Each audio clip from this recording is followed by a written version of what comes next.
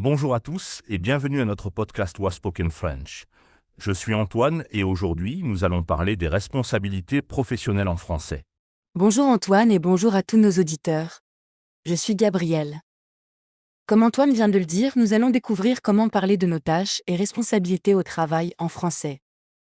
C'est un sujet très utile pour les conversations quotidiennes et professionnelles. Tout à fait, Gabriel. Commençons par les expressions de base. Pour parler de ce que nous faisons au travail, nous utilisons souvent des expressions comme je suis responsable de ou je m'occupe de, suivi des tâches spécifiques. Exactement. Par exemple, si je travaille dans un bureau, je pourrais dire je suis responsable de la gestion des emails ou je m'occupe de l'organisation des réunions. Et toi Antoine, quelles sont tes responsabilités dans ton travail ?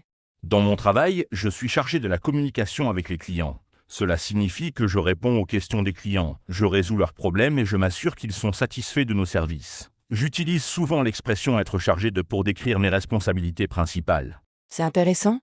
Il y a aussi d'autres expressions comme avoir pour mission de ou avoir pour tâche de. Par exemple, j'ai pour mission d'améliorer la qualité de nos produits, ou j'ai pour tâche de former les nouveaux employés. Tout à fait.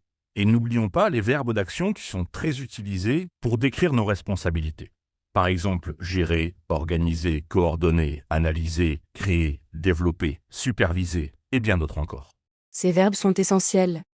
Par exemple, je pourrais dire je gère une équipe de 5 personnes ou je coordonne les projets entre différents départements. Mais parlons maintenant des différents métiers et de leurs responsabilités spécifiques. Bonne idée. Prenons l'exemple d'un chef cuisinier. Un chef cuisinier pourrait dire « je crée de nouveaux plats, je supervise la cuisine, je forme mon équipe, je gère les commandes d'ingrédients et je m'assure de la qualité des plats servis aux clients. » Point. Et pour un enseignant, les responsabilités seraient différentes. Un enseignant pourrait dire je prépare les cours, j'évalue les progrès des élèves, je communique avec les parents, je participe aux réunions pédagogiques et je corrige les devoirs. Exactement. Et pour un médecin, on pourrait entendre « j'examine les patients, je pose un diagnostic, je prescris des médicaments, je suis l'évolution de l'état de santé de mes patients et je collabore avec d'autres professionnels de la santé. » Point. C'est fascinant de voir comment les responsabilités varient selon les professions. Pour un informaticien par exemple, on pourrait entendre je développe des applications, je résous des problèmes techniques, je mets à jour les systèmes et je forme les utilisateurs aux nouveaux logiciels.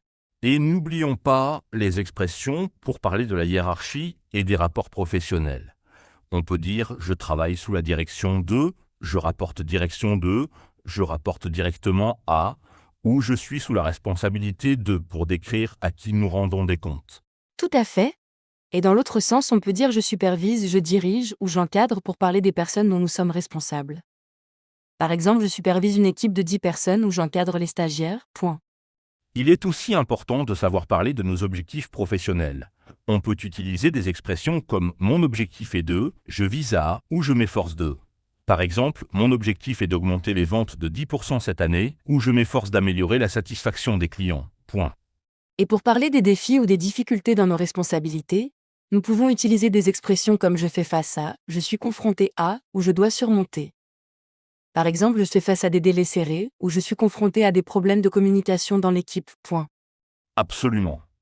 Maintenant, parlons des compétences nécessaires pour accomplir nos responsabilités. On peut dire pour ce poste, il faut être ce travail demande ou cette responsabilité exige. Par exemple, pour ce poste, il faut être organisé ou cette responsabilité exige de la patience. Point. C'est très utile. Et si on veut parler de nos réussites ou de nos accomplissements, on peut utiliser des expressions comme j'ai réussi à, j'ai accompli ou j'ai atteint. Par exemple, j'ai réussi à réduire les coûts de 15% ou j'ai accompli tous les objectifs fixés.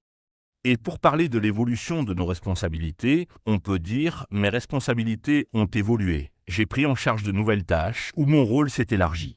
Par exemple, depuis ma promotion, mes responsabilités ont évolué et je gère maintenant toute l'équipe. Point. Parfait. Maintenant, mettons ces expressions en pratique avec une conversation typique lors d'un entretien d'embauche. Imaginons que je suis la recruteuse et je demande quelles étaient vos responsabilités dans votre dernier poste.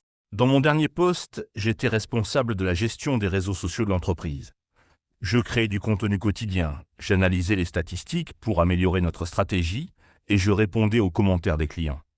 J'étais aussi chargé de former les nouveaux membres de l'équipe marketing aux outils de gestion des médias sociaux. Très bien. Et quelles compétences avez-vous développées grâce à ces responsabilités ? Grâce à ces responsabilités, j'ai développé d'excellentes compétences en communication écrite, en analyse de données et en gestion du temps. J'ai aussi appris à travailler sous pression pour respecter les délais de publication et à m'adapter rapidement aux changements d'algorithmes des plateformes sociales. C'est impressionnant. Et dans le poste que vous visez chez nous, quelle responsabilité vous intéresse le plus? Dans ce nouveau poste, je suis particulièrement intéressé par la responsabilité de développer une stratégie digitale complète. J'aimerais mettre à profit mon expérience pour créer des campagnes innovantes qui augmenteraient la visibilité de votre marque. Je suis aussi motivé par l'idée de collaborer avec différentes équipes pour assurer une communication cohérente sur tous les canaux. Pour résumer, nous avons vu comment parler de nos responsabilités professionnelles en français, en utilisant diverses expressions et verbes d'action. Nous avons exploré les responsabilités spécifiques à différents métiers et appris à parler de nos objectifs, défis et accomplissements. Exactement. N'oubliez pas d'utiliser ces expressions lors de vos entretiens d'embauche ou dans vos conversations professionnelles. Elles vous aideront à décrire clairement vos responsabilités et à mettre en valeur vos compétences. Merci de nous avoir écoutés aujourd'hui sur Waspoken French. Et n'hésitez pas à pratiquer ces expressions dans votre quotidien. Plus vous les utiliserez, plus elles deviendront naturelles. À bientôt pour un nouveau podcast sur Waspoken French.